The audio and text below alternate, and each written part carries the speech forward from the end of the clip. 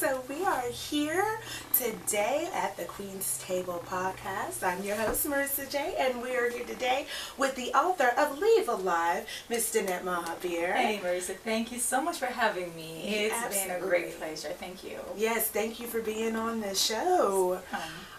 We are talking about Leave Alive, the book. All right, so if you want to tell us, where do we go to find this book? So this book is currently available on Amazon.com. It's available on BarnesandNoble.com, AuthorHouse.com. And so those are where people can just log on to and purchase the book. It can be shipped to you worldwide. Nice, nice. All right, so tell us a little bit about it. What is it about? So this book is specifically addressing the issues of domestic violence in our society that has become so domineering. It also helps parents on how to raise your children to become confident adults, and even from childhood, avoiding being the victim of bullying in high school, in your communities, etc. And so it also, as I say, it's a guide for those who are currently in a domestic abuse situation where it's going to tell you based on personal experience on how to get out of a domestic situation safely, thus leaving alive. Gotcha. That is beautiful. So a ton of people can benefit from this book. So what led you to write this particular book? So my circumstances, my personal experience led me to write this book. I did not have this book or any other kind of guide in this specific format to help me get out of a domestic situation. Gotcha. Luckily, I was strong enough and I had God who helped me, and I was able to leave alive. And so I felt the need to put my experience into a format to guide other women who are currently being victimized worldwide today. Gotcha. That's beautiful. That's beautiful. All right. So what was your writing process? Take us through what your writing process was like. Well, I got the inspiration one night, hey, you need to write this book about your experience. And so I started writing this book in a story. At first, I started writing this book telling how I met the person and everything, and I was kind of like therapy. Right. Yeah. And then one day I was just stuck. Honestly, I was stuck. And then I, just put it down for a while, and then it came back to me. How about you write this book? And then all these chapters, the topics just started coming to me. And so I was at work and I started writing down all these topics. And I'm like, well, they're not in particular sequence yet, but I'm writing these topics that I get. And so it's like identifying different personalities and raising your children into becoming warriors. And so these just started coming to me. Eventually I sequenced, how I want them to be ordered in the book. And then eventually I just start writing on each topic. And so it did take me a little while. I'll put it down, I'll take it back up, and I just kept going. I said, I need to get this book done. Yeah, yeah. So was it difficult for you, like with working and being a mom, doing the book, or? It was not. It's just, managing my time and, making sure that I'm focusing when I'm writing this book, because I want it to be a guide to women. I do not want to be distracted when I'm writing this book, so I made sure I make specific time for when I'm writing towards this book. Gotcha, gotcha. All right. So did you find writing this book energizing or exhausting? I am going to say it was energizing, and I'm going to say it was a percentage of exhausting, because there are days when I really want to write and I start writing and I do get exhausted because I'm stuck, or I'm thinking, how am I going to put this in writing? Right. Like, you have an idea, you have something you want to say, but you're like, how am I going to put this in the correct format that is going to be presentable and understandable to those who are reading this book? And so for most part though, I was energized, because I was like, this book is going to take the world by storm, because I want to get this book in the hands of all the women today that need a copy of this book. And even if you don't need a copy for yourself, you're not in a domestic violence situation, you may know someone, a neighbor, a co-worker, a family member that may be going through or enduring domestic violence. And it is good that you have learned about this book or is aware that this book is available, and you can get that book for someone who you know needs this book, and that's why this book is very, very important. Right, because it doesn't matter who you are.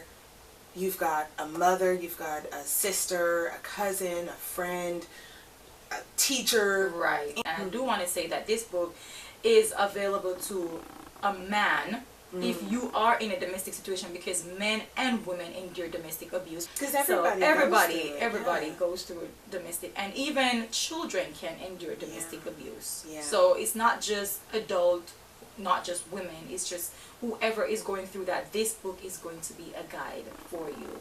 Got you.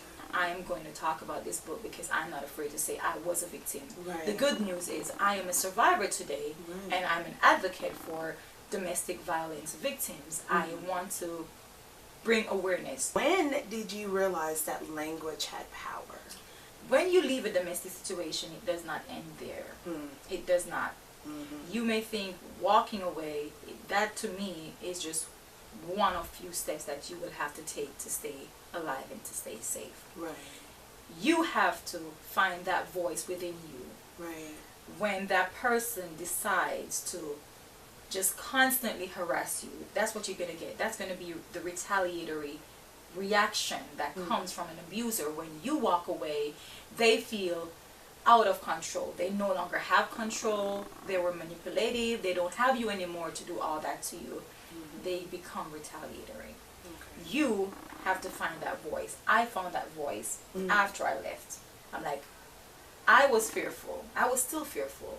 I was still hopeless some days. Right. And one day I decided it's just like running away from someone, stop and turning back and say, I'm not going to run away from you anymore. Yes. I'm not going to let you drive fear into me anymore. Yes. And so I started using my voice. My attitude changed towards my circumstance, because guess what? You're going to stop.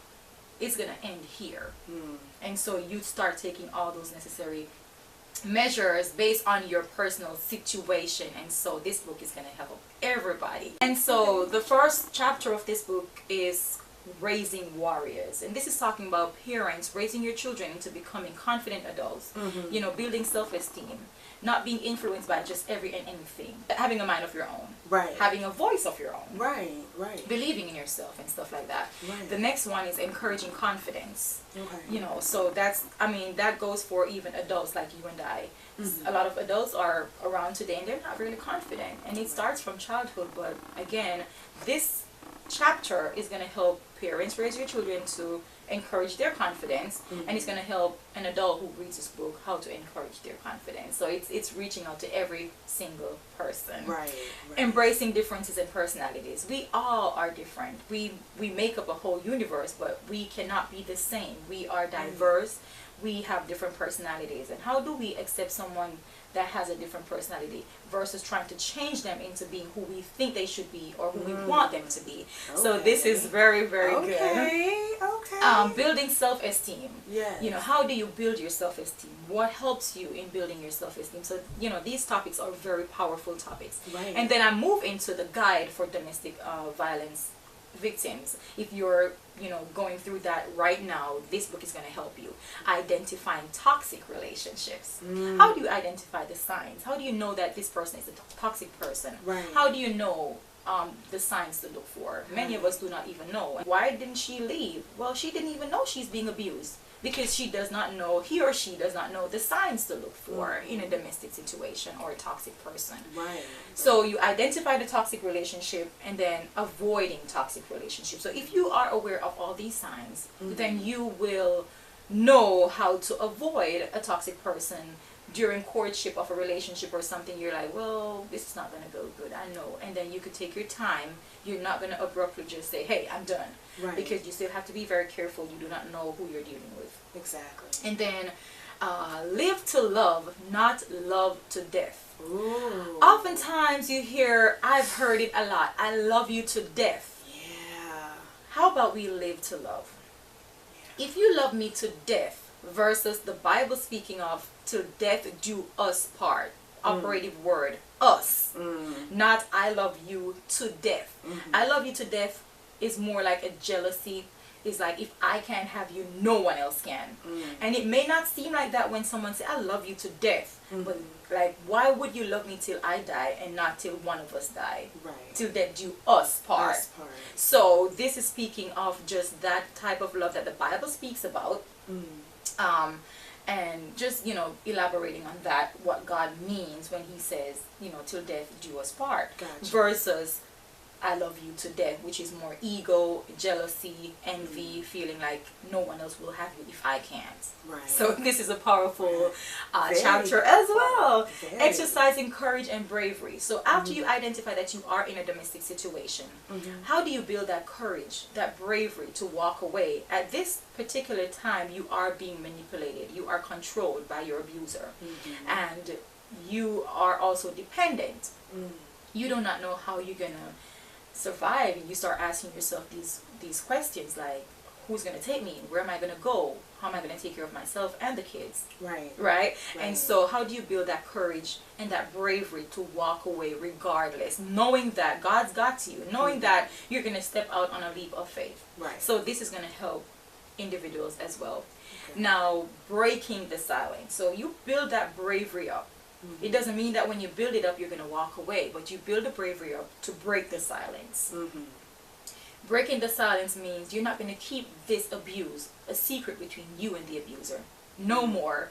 It's going to be where you're going to confide in a friend. You're going to confide in a family member. You're going to report the abuse to the police department in your area. You're going to find these advocacy centers. You're going to get the resources that are available to you, that are out there waiting for you, to help you, to guide you. And so that's, again, another powerful one. And after you break the silence and all that stuff, then you're going to start getting all the support. Because if you come to me at work and I did not know you're going through that, I cannot help you. But if you come to me and you confide in me, you break the silence. I am going to also help you by researching the resources that you need, the advocacy centers that are going to be able to help you, etc. And then it's going to help you walking away. So that topic is walking away. So you're going to have that support from your family members, the persons that you've confided in, the resource centers, the advocacy centers, the police department. And so that's going to help you walk away. But you have to first break the silence in order to walk away. Okay? And then I have from victim to victor. Love that. Yes, ma'am. I love that. Okay. So, you know, that speaks for itself. You know, how do you transform from being a victim to a victor? I am a victor today because I'm a survivor. You're a victim because you're still in a domestic situation, and this book is going to help you become a victor. Okay? There you go. Cultivating the advocate in you. I think we all have the ability to become advocates of one way or one sort or another. And today I'm a women's advocate. I'm a domestic violence activist. And so you do not have to have gone through domestic violence to want to become an advocate for domestic violence victims. And so you may not have been a victim, but you may have been a family member of a victim.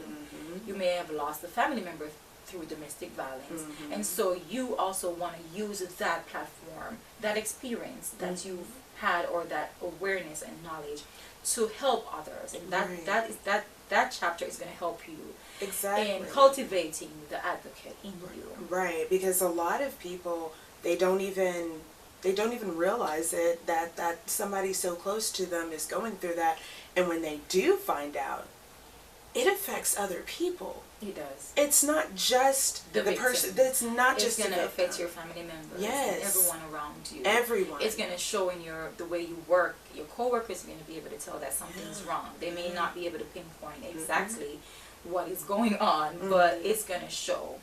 Your neighbors. You know, so I urge people to look within this book. It's going to help you to help others. How do you search for these signs in others? How do you tell that something is different in your friend, in your family member, in a coworker, in a neighbor? To ask genuinely and sincerely, are you okay? Is there something you need to talk about? And then when someone feels they can confide in you because you genuinely care, they will open up to you. They will. And then at the very end, there is a letter to my daughter.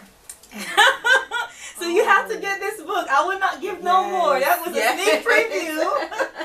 But those are the chapters of Leave Alive with the subtitle Goodbye Domestic Violence. Oh, yes, ma'am. wow. That is absolutely, oh my goodness, it's perfect.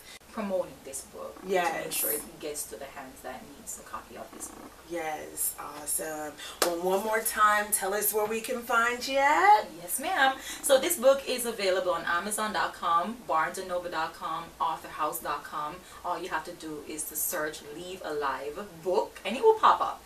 And to find me on social media, the book is on Facebook, Leave Alive Today. So Facebook.com/Leave Alive Today, Instagram.com/Leave Alive Today, Twitter.com/Leave Alive Today. So find the book right now, follow the book, and see all the updates. And try to get a copy of this book. And I will be planning a book launch soon and official book signing. So I have been signing books to the people that reach out to me and are in front of me. Right. But I'm going to do an official one. So just stay tuned for that. And Right. yeah. Awesome. Go ahead and get your copy. Leave Alive Today. Miss Danette Mahabeer. Thank you so very much. I appreciate Thank you being so much here. for having me. Thank you. All right. God bless you. God bless you.